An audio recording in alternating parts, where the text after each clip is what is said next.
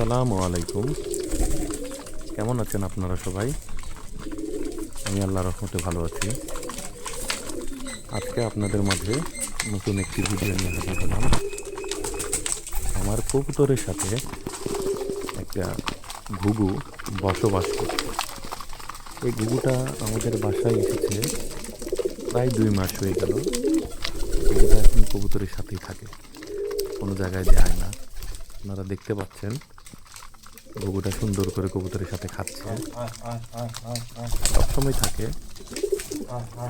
আবার কোনো কোনো দিন আমার বাসায় একটা লিচু গাছ আছে, সেই লিচু গাছের উপরেও থাকে, আবার আমার কবুতরের সাথেও থাকে।